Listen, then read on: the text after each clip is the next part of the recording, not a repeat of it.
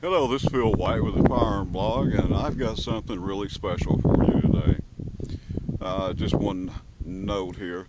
I'm using a new camera, and for the moment I have to hand hold it, so if it's a little shaky, forgive me.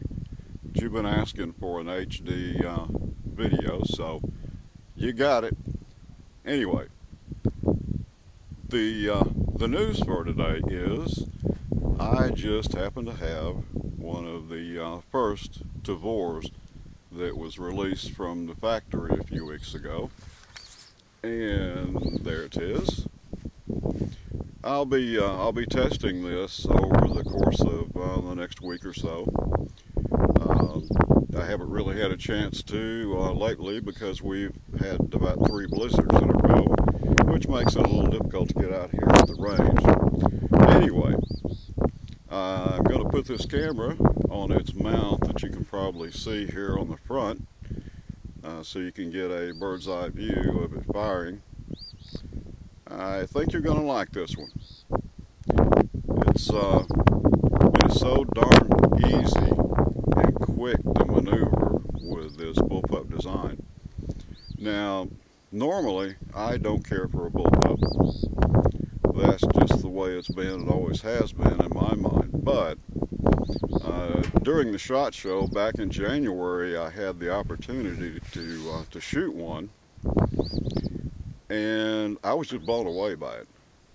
It didn't feel like any bullpup I had ever shot before, and it was a lot more accurate than most any weapon of its type that I've ever seen. To give you an example, they had targets set out as far as 250 yards, and the one at 250 was a half-size silhouette. The Tavor that I was shooting had a Meprolite M21 sight on it, and I was able to hit that target at 250 yards without any problem whatsoever. It just beats the crud out of my AR and, well, most any other AR that I've shot, with the exception of some really high-dollar custom-made ARs. But nevertheless, I think what I'll go ahead and do now is just show you some of the controls and whatnot, and save the shooting for a little bit later on. So I'm going to get out of the picture and try to hold this camera steady while I go through it for you. We'll just lay it down here and go from there. Now, you may know that the Tavor can be configured for either left or right-handed shooting.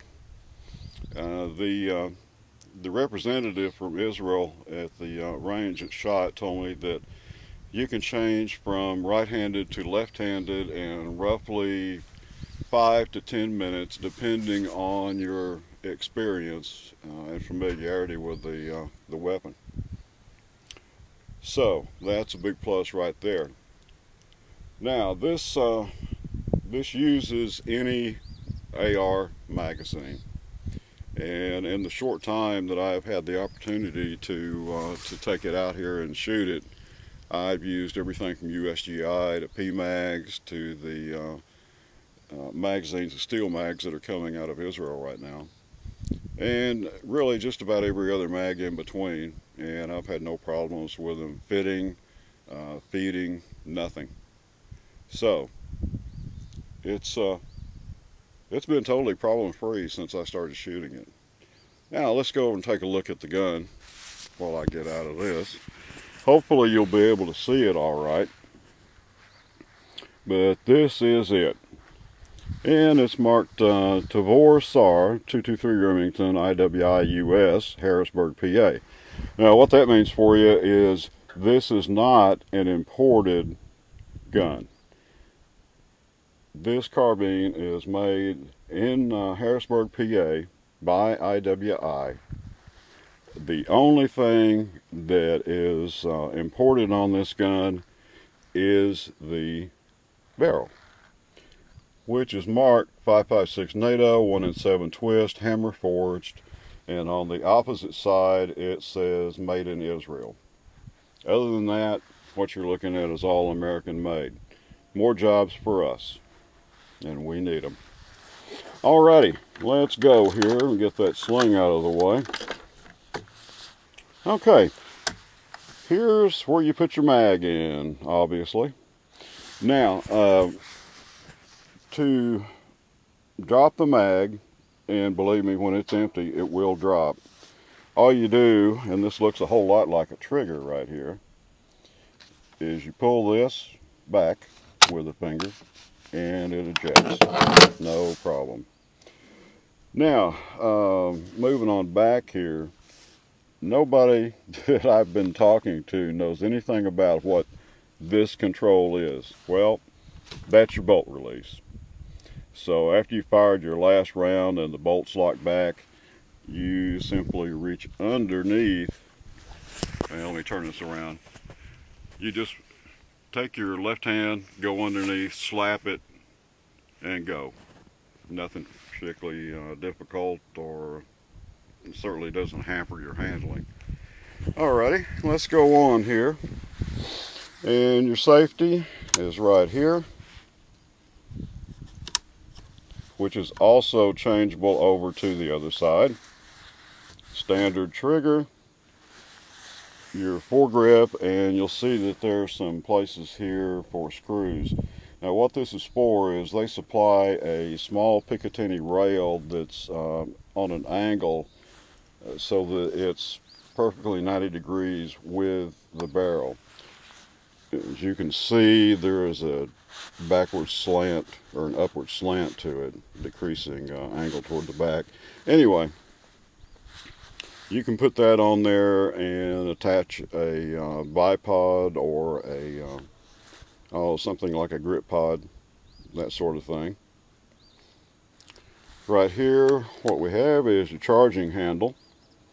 So when you're holding the grip, all you do is reach up here, yank the charging handle back, and release it. I don't imagine you can see it, but there's a rod that runs right through here, back into the bolt carrier group, and it just racks it on back, and that's all there is to it. Now, as I just mentioned, the bolt carrier group is back here in the butt of the carbine. In order to remove that for cleaning, whatever the case may be, you have this little boy right here. On the other side, you just punch this pin out. This is hinged. You just open it, reach in right here, and you pull the entire mechanism out. The bolt and everything else comes right out with it, including the most of the gas system. So that is pretty much the once over on it. Let me flip it over here. Okay, it does come already mounted another Picatinny rail on about the 2 o'clock position. And then, as I mentioned, this is the camera mount for the camera that I'm holding. Maybe you can get an appreciation for how difficult this is to hold steady. You can tell the size of it by looking at that. I've mounted my EOTech on it, and as you can see here, if you reverse the safety, you'll just have the flipper on this side. It's easy to do. Right here, that is the ejection port, and it does not come anywhere near your face. I know probably some of you are thinking, well, that's going to throw the brass right back in my face. It doesn't. One picture that I intend to put with a review, somebody took a picture of me shooting the Tavor at shot, and he just caught it just right. So you can see where the brass is going. It's probably about 1.5 feet from the gun after I fired it. So again, take the pin out right here, lower it on that hinge, remove the internal mechanisms, which comes up to about right there. shell deflector there, and then once more too, your bolt release, your magazine release right here. And one other thing I wanted to mention as well, and you'll see this when I'm shooting, but one of the fellows from Israel that was more or less walking everybody through shooting the Tavor that wasn't familiar with it already, is he suggested, and I took him up on it, and it does work. If you're right-handed, you've got your right hand on the grip and your left hand up here. Oh, and by the way, there's a little jobby here to keep you from running your hand in front of the end of the barrel. Anyway, with your left hand on here, you move your, say it's right there, you move your arm in like this. You probably couldn't see that. Anyway, you move your arm in like that. And what that does is that allows your hand to be here and your forearm down right along here. Now with your hand here and your forearm coming down here, that's really close together, and with just a little backwards pressure, man, that is a tight shoulder lock, I'll tell you. And this is wide. This is made out of rubber, by the way, and it fits into your shoulder very, very well. And you know, like I said, for those of you that don't like bullpups, if you ever get a chance to shoot one of these, I think it'll change your mind. It certainly did me. So that is about it for the controls and how everything works on it. And I'll be back with you during some shooting, and then maybe a little follow-up on video when everything is said and done. So thank you. Have a good day. I hope you enjoy the rest of the review.